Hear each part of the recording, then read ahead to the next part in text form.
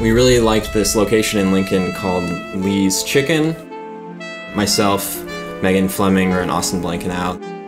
A bunch of random objects and chicken paraphernalia make this location look really interesting. So we kind of decided that we wanted to film something here.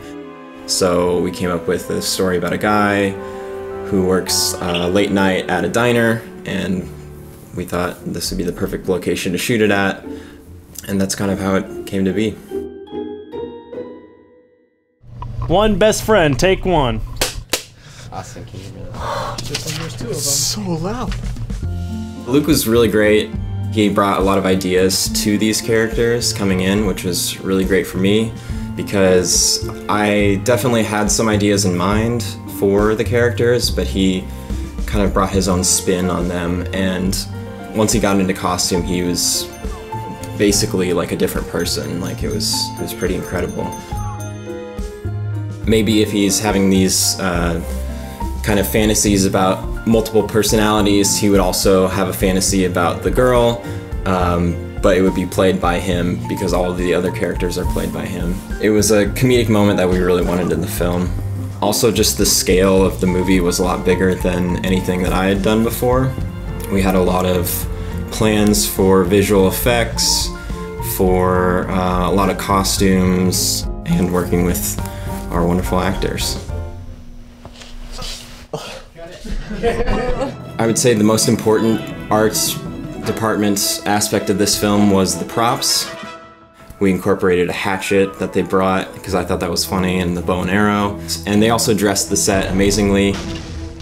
And they actually showed up with a cannon that they had built out of a mold. And I said, yes, we're gonna use this. Like we hadn't really planned on a cannon per se, but we worked it in, and I think it's one of the funnier parts of the film. So we thought it would be a fun idea to light a sparkler and essentially play it off as a fuse on the cannon. And in shooting this cannon scene, we had it rigged so that someone was pulling the cannon back to imitate it firing, and then later we would add the actual cannonball shooting out of it, but we needed the recoil effect of the cannon. And during one take of this shot where we had lit the fuse, it pulled back, and I believe it went into Luke's nearest crotch region with the sparkler. 3, 2, 1. Stop. You let me on fire!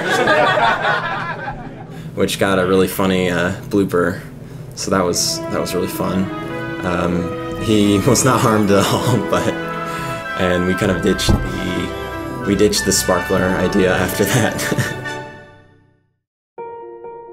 I kind of knew going in that I wanted more of a vintage style film score, so I modeled a lot of it off of classic film scores from the 50s.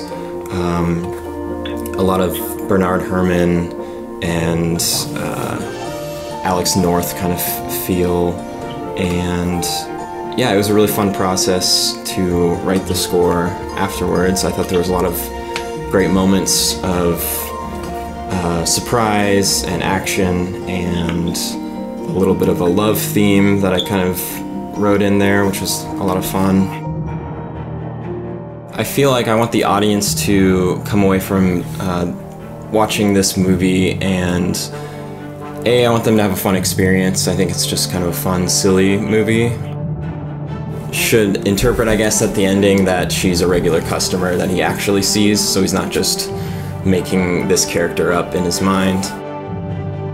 I guess I kind of want the audience to, think about where this character is going to go next, so that's kind of why we left it on a little bit of a cliffhanger.